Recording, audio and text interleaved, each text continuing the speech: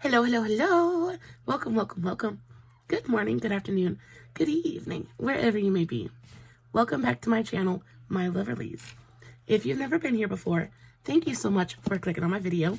I am so happy you found me. I do so hope that you will like and subscribe before you leave. Become part of the Mama family. Mama's got your back, at least where makeup's concerned, and definitely when that makeup is cheap. Today is True Love Tuesday, and we are talking about kind of an explosive, super toxic couple, but they kept that toxicity way under the surface. We are talking about Thicke and Paula Patton. Before we get started, a very special, very warm welcome to any of those that are new to my channel. I am so incredibly happy that you are here. If you enjoy the content, I do so hope that you will mash that thumbs up button. I hope that you will subscribe if you have not already, and I hope that you will ring my bell, turn on your notifications, so that way, next time I upload a video, you can come right back here, and we can hang out together again. Also, my makeup is already done. Well, my eye makeup is already done. I love the way that it turned out. Super simple. I did make sure to do a TikTok on today's eye look, just in case you're interested. I will have the links for that, as well as all of my other socials, Facebook, Instagram, all that good stuff, listed in the description box below. Guys, if you are not following me on all my other socials, you definitely should go do that. I post fun content every single day, and if you're following me everywhere, you don't have to worry about missing a single moment of it. Also, if you see me looking over in this direction, I am looking at my notes.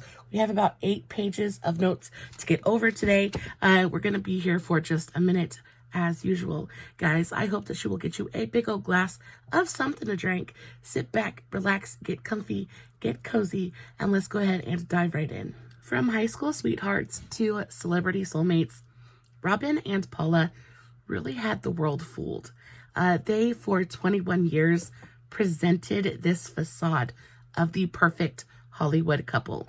They walked every red carpet arm in arm. They kissed and they snuggled, and they just looked absolutely perfect, right? When you thought of a successful Hollywood couple, the first people you thought about was Robin and Paula, and nobody knew that simmering just under the surface was a whole bunch of toxicity. They spent 21 years together, and at the end of that 21 years, the marriage just kind of imploded, and it did so in a very, very big way. Ended in a very bitter custody battle amid rumors of cheating and abuse and drug use, and it was pretty awful. Fame and success were the two things that Robin coveted most, and in the end, he sacrificed his marriage to Paula for them.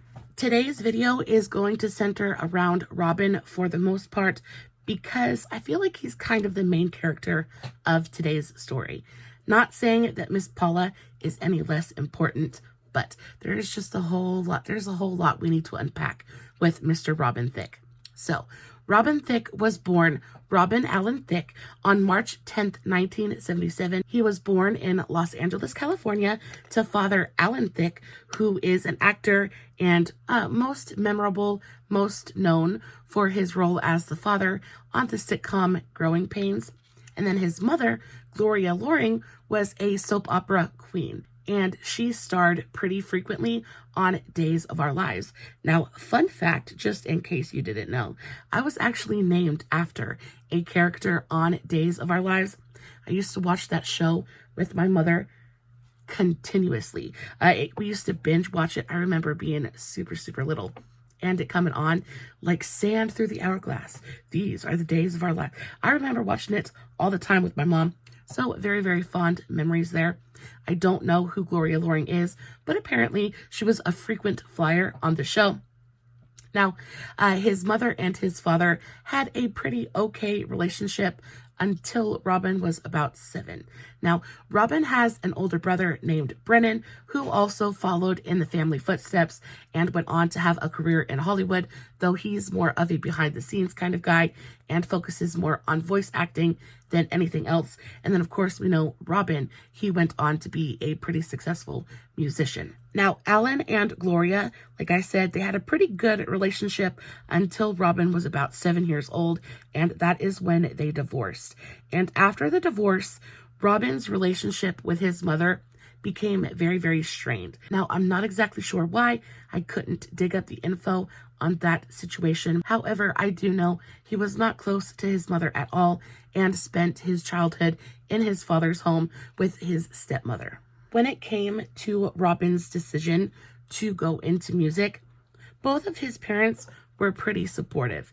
Not actively against it, but I don't think that they were rooting for it either. While he didn't have the best relationship with his mother, his father was very, very involved. So much so that Alan actually was the one who helped Robin write and structure the first songs that he ever wrote. Now, when Robin was in his early teens, he formed a boy group called As One with some of his friends, and he very much wanted to drop out of high school and kind of really just focus on his career. He had the connections. He was in the prime location for it. He could have been able to do so. However, at this point, Alan was like, son, I love you. I support what you want to do, but I'm not going to help you until you finish high school. I'm not going to let you quit school and run off and chase your dreams. You need to have something to fall back on, and I want you to focus on school right now. Now, while Robin didn't have a choice but to accept that, he was not deterred in any way, shape, or form. One of the members of the group actually ended up convincing their uncle to sponsor their first demo. So they got enough money together to professionally record a demo tape, and they sent it out absolutely everywhere. Now, somehow, some way, this demo tape eventually found itself in the hands of none other than Brian McKnight. Do we remember Mr. Brian McKnight? One, you're like a dream come true. Two, that one, that Brian McKnight. Whew, that song is probably one of the best love ballads of all time. I'll fight me in the comments, because I swear, I used to love that song, still do, very, very much. But Robin's demo ended up in the hands of Brian McKnight, and Brian was actually pretty impressed. So he calls up Robin and is like, listen, come out, let's talk, let's see what you got, right? So he invites Robin out to his studio, and they talk, and they actually begin to work together. Again, Brian was very impressed by Robin. Robin, y'all, this man has charisma. He has charisma. He is charming. There is something about the man that just disarms you in a heartbeat. And he charmed Brian McKnight like none other. Brian ended up signing Robin to his record label, and they began writing songs together. They actually began writing songs for Brian's upcoming album, I Remember You. And they worked on one song in particular entitled Anyway, and this was the song that made it on to the final album. And after this, Robin's career really kind of took off, but not in the direction that he was hoping it would. During the time that Robin and Brian are working together, Brian is still actively working on launching his own solo career, right? Not necessarily solo, but he wants to launch a music career. Robin ends up landing his first recording contract with Interscope Records and becomes part of a duo with Brian Austin Green. Now, he's only 16 years old at this point. A year later, at the age of 17, Robin ends up moving out of his father's home. He decides that he's done being a child. He's a grown man and is going to conduct himself that way. Packs his things, moves out of his daddy's house, gets his own apartment, and basically becomes an adult. He's in his senior year of high school. He's trying to get this music career off the ground. He's got a lot on his plate at one time, but his determination pays off, and he ends up becoming pretty successful. Now, it wasn't exactly what he had envisioned for himself. Like I said, he wanted to be a singer. He wanted to be out there in front of the camera. However, he found that he had quite a talent for writing and producing. Now, not only was he producing, but he was also writing material for other artists. He worked with artists such as Brandy. He worked with, of course, Brian McKnight. He worked with Maya. He even wrote a song for Christina Aguilera. So he definitely was experiencing quite a bit of success. But when it came to his own music, I think fear kind of held him back a little bit. He definitely had a fear of failing. So he contented himself with things that he knew that he was good at. It took a very, very long time. But eventually, he did end up getting the courage to release a record of his own. And in 2002, he dropped his first album, When I Get You Alone, and it released, and it was complete and total flop. It was great. Like, the critics absolutely loved it, but the public, the purchasing public, they just weren't interested. And y'all, he had waited a long time to release this album, and had so many fears and worries about it not succeeding, and then to have all of those fears and worries come true. It was a pretty big blow to his self-esteem. However, he did not quit. He did not falter. He went right back at it. And y'all, he eventually ended up releasing, like, I think something like 6 or 7 studio albums. We all know that he eventually found quite a bit of commercial success with his music, especially in 2013 with Blurred Lines. That is still, to date, his biggest hit of all time. And he got in quite a bit of trouble for that one as well. We're going to talk about that one just a little bit later. But for the most part, Robin became a very successful musician and continues to write and produce for other artists as well. He went on to work with artists like Usher, Mary J. Blige, Lil Wayne. He's worked with Lil Wayne quite a few different times. So on the career front, I believe he accomplished what he sent out to accomplish. Although it wasn't until 2013 with the release of his single Blurred Lines that Robin really got a taste of true fame. Now, his music had been successful. He had seen some commercial success, but mostly with artists and producers and critics. People who knew music and knew how to appreciate good music kind of were like, yeah, we know you're amazing. But the public really hadn't gotten that recognition yet. So with Blurred Lines, he gets the recognition, he gets the fame, and it immediately goes to his head. He instantly just gets way too big for his britches. And as a result, he ends up destroying his relationship with Paula. Robin and Paula met while they were both still in high school. They met at an under 21 nightclub in Hollywood, California. And y'all, it was absolute love, devotion at first sight. It's 1991. Paula is a fresh-faced 15-year-old, and Robin is a 14-year-old who is very much out to prove himself. And they're in this dance club. The lights are dim, the music is blaring, and all of a sudden, they lock eyes from across the room. Their connection was instant, and it was intense. And Robin tries to make eyes at Paula from across the room, but she's kind of playing it a little bit coy, and she's just kind of like, she's going to make him work for it just a little bit. So Robin, he might be 1,000,001 different things, but shy is not among them. So he, with all of his little 14-year-old self, all of that bravado, ends up walking over to Paula and asks her to dance. Now, of course, she accepts, and the rest is pretty much history. He gets her out on the dance floor, and again, we all know he is a crooner, right? If you've ever heard any of his music, you will know it's just, it's sexy, right? So they get out on the dance floor, and as they're dancing, Robin decides that he's going to make his move. So he starts crooning Stevie Wonder's Jungle Fever into this little girl's ear. And from that point on, their fates were intertwined. Like, her wagon was hitched to his. Robin said about that first encounter, he said, "I knew she was special the night I met her. I was only 14, but I could tell already that she was a really special girl." Now, at the end of the night, they exchanged numbers and they began dating very quickly thereafter. From the moment they met, Robin and Paula were pretty much inseparable. Their souls recognized their missing pieces in each other, and pretty much from the moment of contact, they knew that they were going to get married, that they were going to be together, and that this was a thing now. And they didn't try to fight it at all. One thing I will say for Robin is he very much enjoys being in a relationship. He is, for the most part, a pretty loyal guy and enjoys being devoted to one woman. And for Paula, that was a dream come true. Now, I had already said earlier about the fact that Robin did not have a very good relationship with his mother at all.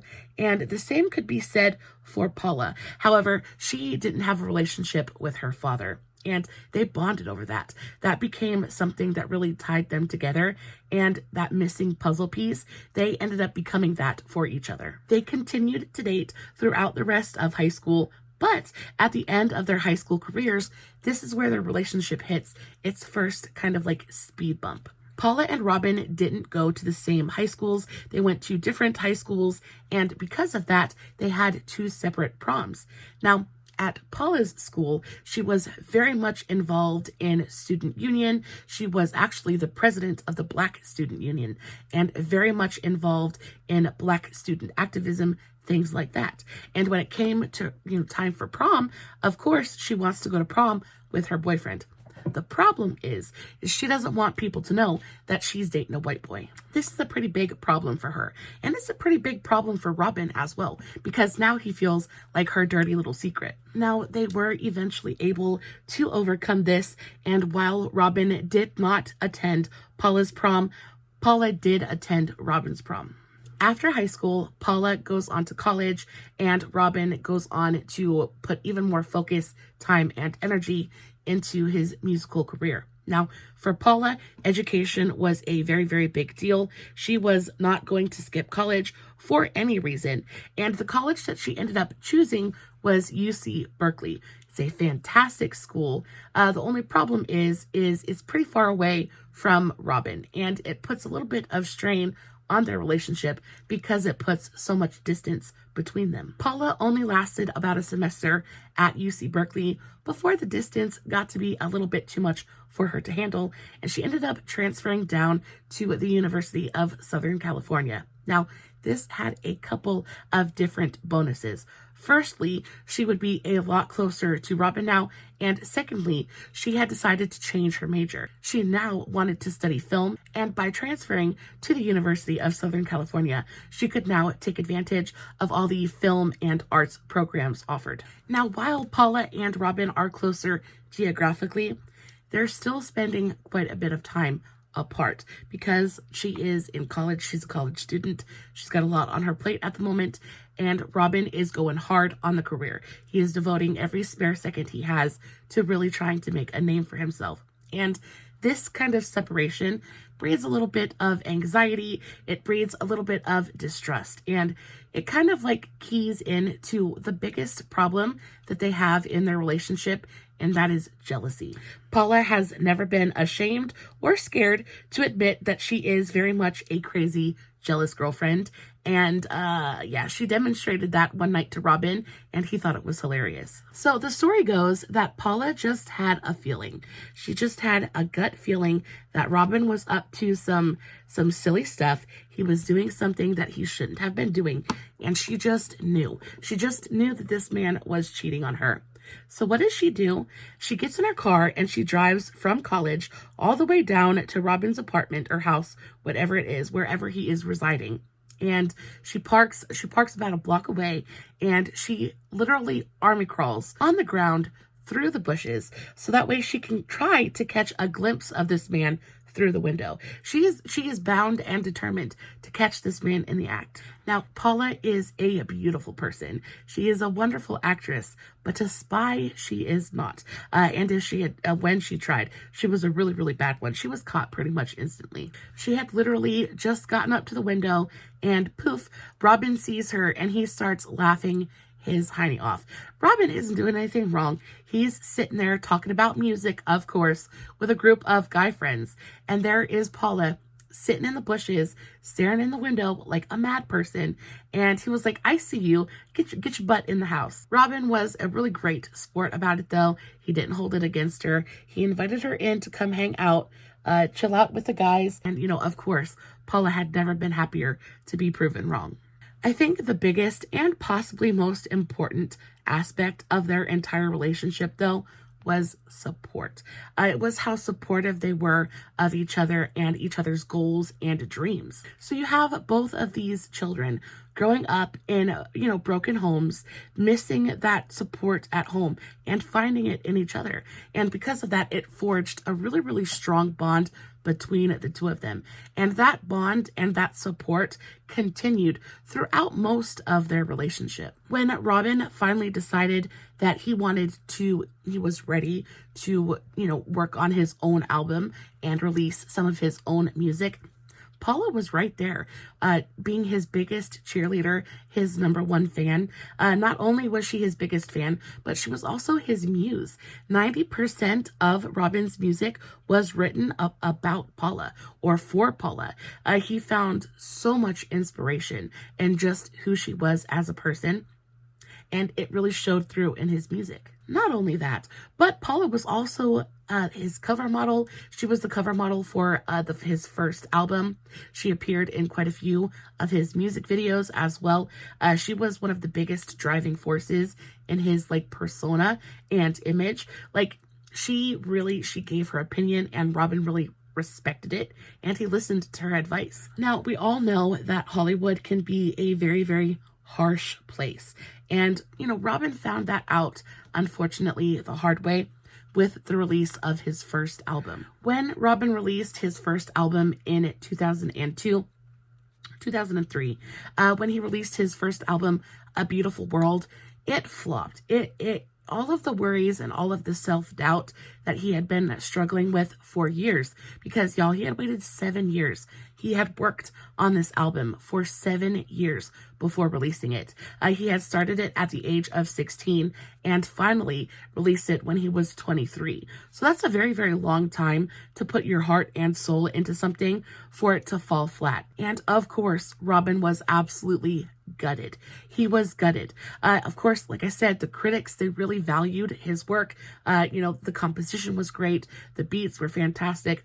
Just there wasn't hype around Robin himself as an artist. And because of that, the music, it really didn't get played. It didn't get a ton of airtime. It did kind of show up a couple times on MTV2 and BET, but for the most part, people pretty much ignored it. And it was soul crushing for Robin. He took a gigantic hit to his self-esteem, his self-image, all of that, his self-worth. He was just in a really, really low place for a pretty long time. Actually took him 3 years to kind of rebound from that. And during that entire time, Paula was there. Paula kept him going. Paula made sure that he didn't give up on himself.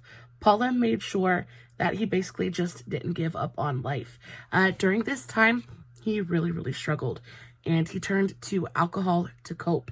And it was something that he never did turn away from either. Alcohol from that point on became a very big part of his daily life. Now, during this time, Paula also had some big decisions to make as well. She wanted to go from making films to being in them.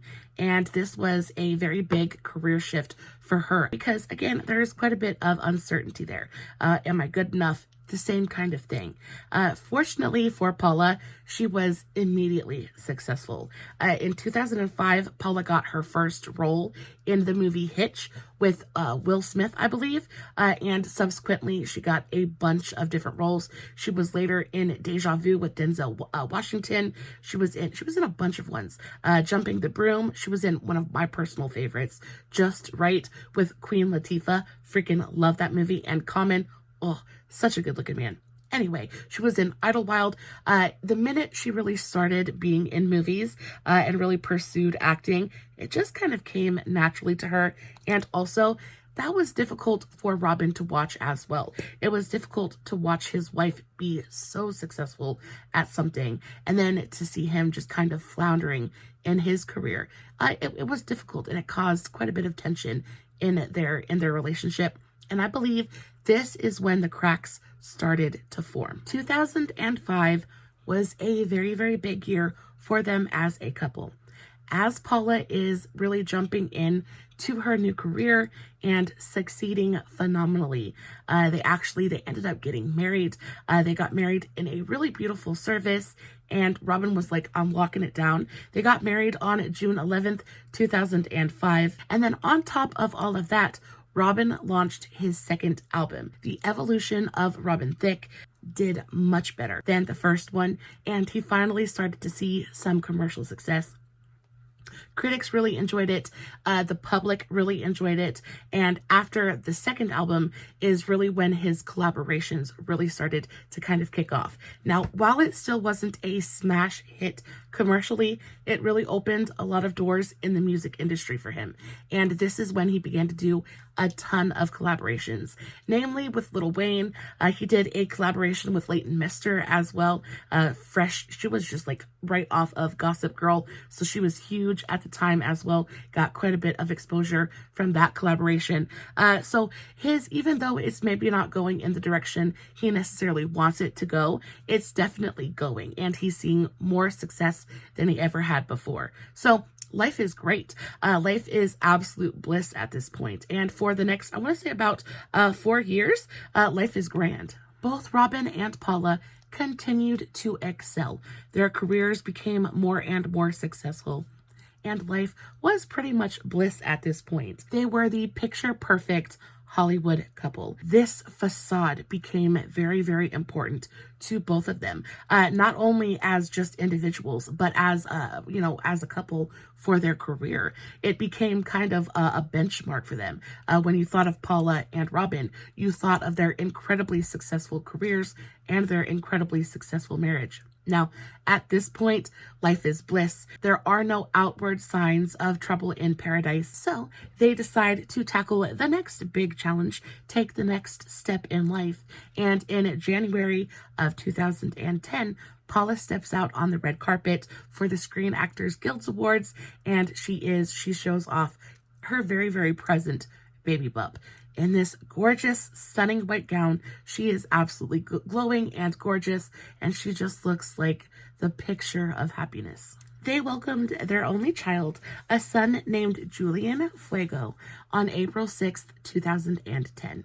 Now, this was the closest and happiest point of their entire relationship. I think after they had their son, I think the having the baby might have been an attempt to fix some problems that were going on in the relationship. Again, all of this is just a guess. It's a wild guess because we don't know anything for sure. But just after I know everything that kind of like went on afterwards, I feel like this baby, I feel like they just weren't quite as happy as they were letting on, right? I feel like they were not quite as fulfilled in their relationship as they led others to believe. And after having this baby, it seems like it genuinely helped bring them closer together. Robin was incredibly attentive and romantic throughout the duration of Paula's pregnancy, and then even afterwards into postpartum. He was just elated, I think, to be a father, and quite honestly, very, very proud of himself. There was no doubt that parenthood really did suit both of them in a very, very beautiful way. Robin went on to say, I learned what true compassion and patience is after becoming a father. You think you're a man or you think you're grown until you have a child and you see what a woman actually goes through when she has a baby, how it changes her body and her mindset. I had to kick into high gear, and it was actually wonderful for me. Julian has changed everything. Every move I make, I know that it will affect him, his growth, and his happiness. Now, one thing that I kind of want to point out at this point is just how me-centered this quote kind of is. And while it comes off initially as, I'm so happy and, Paula's wonderful and this, that, and the thing, everything is about how it affects him. And that gives me a little bit of insight and makes me think that Robin truly is a very self-centered person. All of the quotes that I read from him were very me-centric. Everything was centered around him and how it made him feel.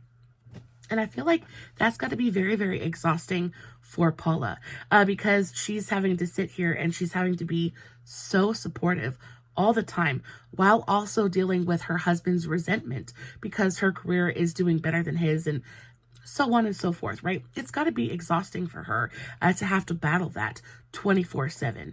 And then when the baby comes into the picture, it kind of gives Robin something to kind of focus on instead of her. Now, after Julian is born, they have 3 more years of pretty much complete happiness.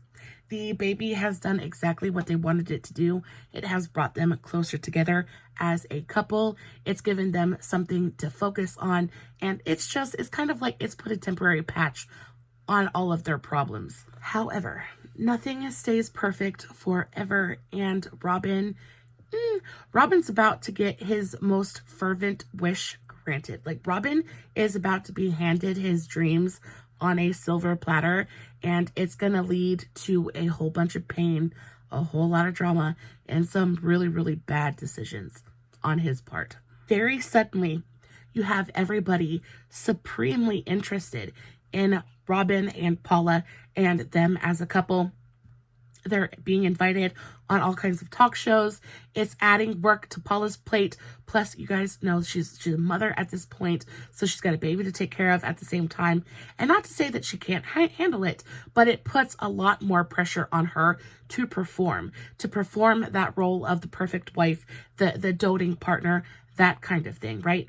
And it seems like everybody's interested in their marriage except Robin. Whereas before, Robin had been very happy to kind of like maybe not be home all the time, but he did spend a good amount of time with her and their child. He was home pretty often. He was present. And then after Blurred Lines, he ceased being present at all. He ceased trying to be a husband and a father.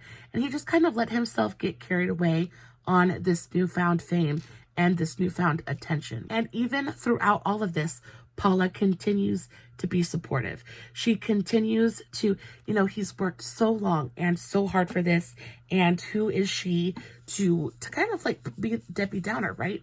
Like, she doesn't want to take away any of his joy, and she has to trust him. She has to trust at this point that he's not going to do anything stupid, and that he's not going to ruin what they've spent 21 years building. When it came to Blurred Lines, Paula had been the one to suggest the ideas for the music video. Paula had been instrumental to the success of the single in the first place. And instead of Robin giving her really any credit for it at all, he just kind of like puts her on the back burner and says, you take care of yourself for a little while. Deuces.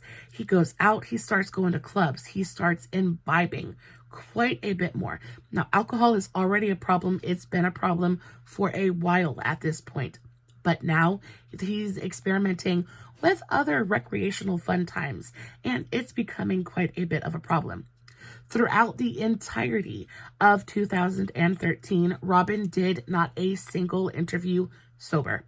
He had not one single sober interaction with anybody. He was very much riding the wave of a cocktail of alcohol and prescription pain medication, namely Vicodin. Robin, until this point, had already had kind of a little bit of a party boy persona. The front that he kind of like showed to the world was of this very carefree, down for a good time kind of guy. And then after Blurred Lines and all of this attention, it's being multiplied by about 1 million. And instead of it being a persona, the line, speaking of Blurred Lines, the line between Robin the man and Robin the celebrity, it gets very, very blurred. And there's no limits anymore. There are no limitations on what he can do because he's so famous. He can do whatever he wants, and he's going to get away with it. Now, all of the problems that have kind of been brewing in their relationship, and the problems stemming from Blurred Lines, they kind of like coalesce into this one big kerfuffle during his performance with Miley Cyrus. Now, I know everybody remembers this performance. I remember it like it was yesterday. He was on stage with Miley Cyrus. They were performing together. He was singing Blurred Lines. He was in this black and white striped jumpsuit or suit, and Miley was in this kind of like onesie looking thing. And she's up on stage and she's just kind of like twerking all up on him. Definitely not behavior appropriate for a married man and father, right? Very disrespectful to Paula. And even still, she is supportive. Everybody kind of freaked out on her behalf. And Paula came and she did interviews and she said, you know, he's safe. He's the guy that all of my friends grind on because he's safe. Like, he would never do anything like that. And, you know, at this point, I feel like, what is that Shakespearean line? Thou doth protest too much, something like that. Like, she was just being very, very cool and very nonchalant about a situation that, like, it kind of wasn't okay. It was very, very disrespectful. Now, people were outraged on her behalf, but she continues to kind of keeps it very cool, and she just kind of laughs it off. She, again, is trusting her husband. She is trusting that he's not going to do anything stupid, that he's enjoying his 15 minutes, and then eventually everything is going to go back to normal. And then it just continues to get worse. Pretty shortly thereafter, after that whole performance debacle with Miley, a photo of Robin at a party with his hand on another woman's derriere, it starts being circulated, and this is kind of a blow. This is a blow to Paula. Now, she does come back and she says that she was at the party. She knows what was going on. She was there. There's nothing to worry about. But more pictures start to surface, and Robin starts being more and more absent, and now she's starting to worry just a little bit. Cut to a few months later, around fall of 2013. You know, they've kind of tried to put all of that behind them. The most of the fervor has kind of died down just a little bit, and it's time for things to maybe start returning to normal just a touch. And it's the holiday season, it's fall, so Paula and Robin and their baby, they go to a celebrity kind of pumpkin patch. They're seen out, and this is where I think this was kind of calculated a little bit, because they made a point of being seen together throughout the entirety of that holiday season. So we're talking Halloween, Thanksgiving, Christmas, that kind of thing, New Year's as well. They make a point of being seen together, of being photographed together. But then after New Year's, it's over. It was over. I believe that Paula tried to, she tried for as long as she could to really make it work. But I think that with all of the attention and with all of the success that Robin got with that one song, and he got very, very carried away with himself. So after New Year's, Robin is spotted in Paris in January of 2014. He is spotted at a club in Paris in co-ed company. He's basically surrounded by women, and Paula is nowhere to be seen, and neither is his wedding ring. I'm not exactly sure what the plan was. I think that they were going to try and keep up appearances for as long as they could, but the next month in February, Paula was done. She was well and truly over it, and they released a statement stating that they were indeed, that their relationship, their 21-year relationship was over, and that they were going to be separating. And the statement that they released was pretty much the same generic relationship, or the same generic statement that every celebrity couple releases when they part ways. It was a mutual decision. We still love and respect each other. We just choose not to be together anymore. And after that, things got real rocky really, really quickly. Now, the whole reason that the separation happened in the first place was because Robin he got inebriated, intoxicated, and he ended up having a moment of clarity, and he kind of spilled his guts to Paula, I think, while they were together over the holidays, and he told her the truth. He told her everything that he had been up to the last couple of months. There was indeed infidelity. There was indeed very, very bad, very selfish choices made throughout the entirety of his little kind of blow up, right? He had gotten too selfish, too greedy, and a little too full of himself. And because of that, it destroyed his relationship. It destroyed their marriage, and it was unsalvageable. Paula is not the kind of woman who's going to take the disrespect. Guys, we heard earlier in today's story how she reacted when she just thought the man was cheating on her.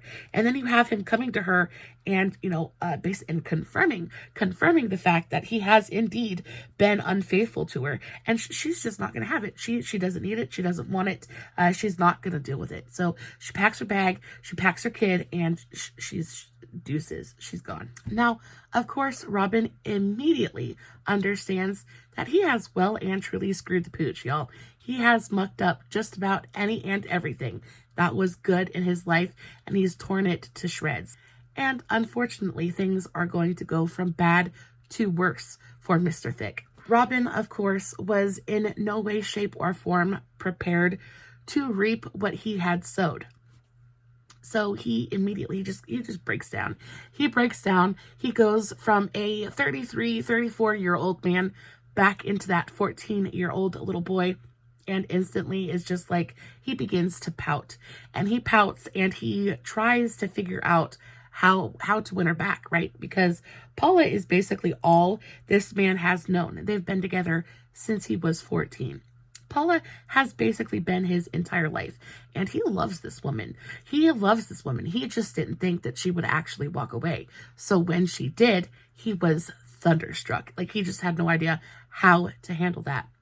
His way of handling the situation was writing an album, right? He went right back to the music, but instead of him writing something private and writing something from the heart and something, he ends up writing an album.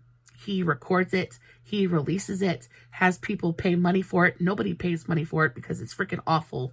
He tours and promotes it. He uses that personal pain as a way to try to kind of advance his career. And it comes back to bite him on the hiney. That album was a complete and total dud. Nobody wanted anything to do with it. Not even the critics or fellow musicians. Nobody thought it was any good. Also, I think the fact that he thought this was a good idea, I think the fact that he thought it was a good idea to try to capitalize off of the devastation that his actions had wrought, I just think that goes to show just how truly selfish and self-absorbed he really, really was. I just don't know what could have been going through his head for him to think that that would have been a good idea at all. He titles it Paula, and the whole album is basically him having a temper tantrum about the fact that he can't believe she actually left and he just wants her to come back. The album had not even the tiniest effect on her decision to get out of there. And after that, I feel like he kind of gave up on the whole situation. He knew that it was done. And then after that, his relationship with Paula goes from one of, it's okay, I know I messed up. I know this is my fault. It goes from that to something very bitter and very, very hateful to really, really bad. Now, on top of Paula walking away from him and his album completely and totally flatlining, he also gets slapped with a copyright infringement lawsuit. Now, the family of Marvin Gaye, whom Robin had sampled for the song Blurred Lines, they were not happy about it. They were not happy about it. Robin didn't have permission to use the sample.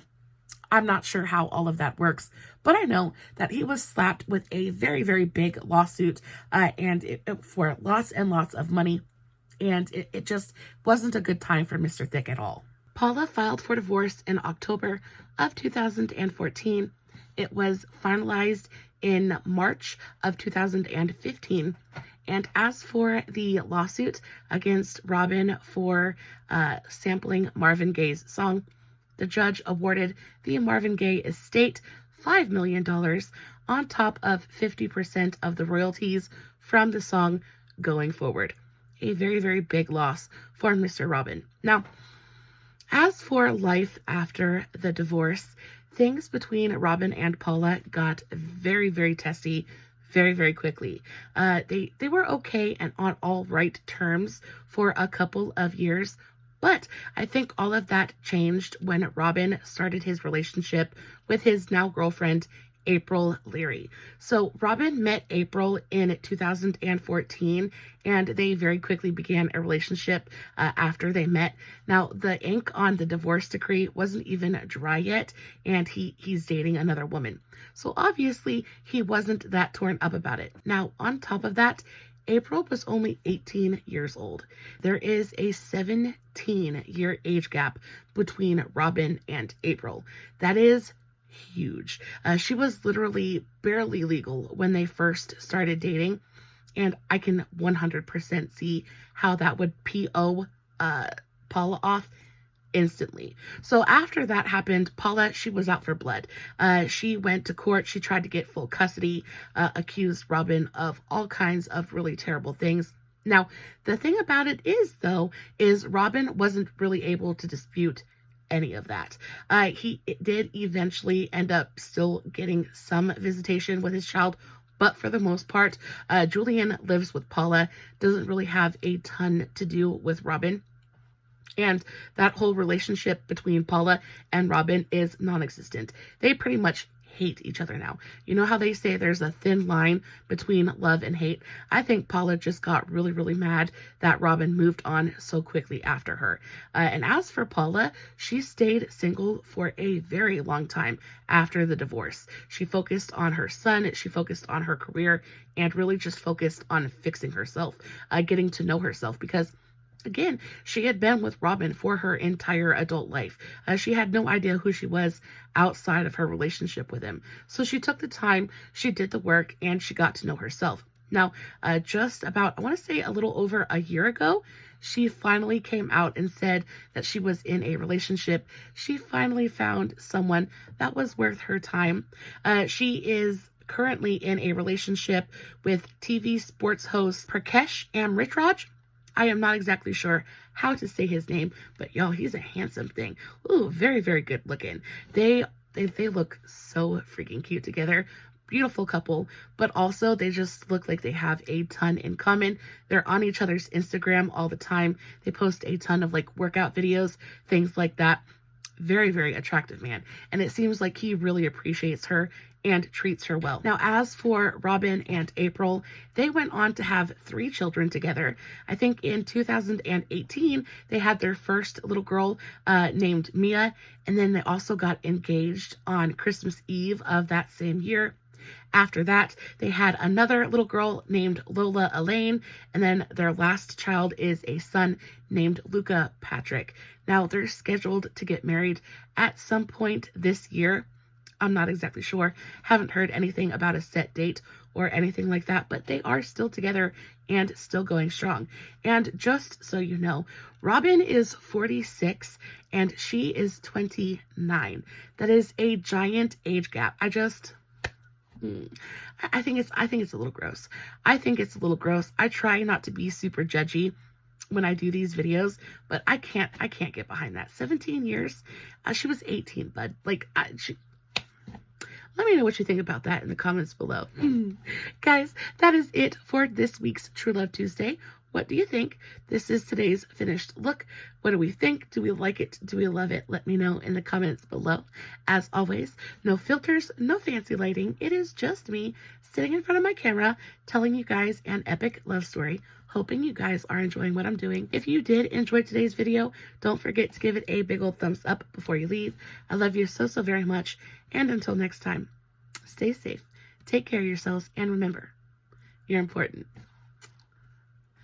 Bye.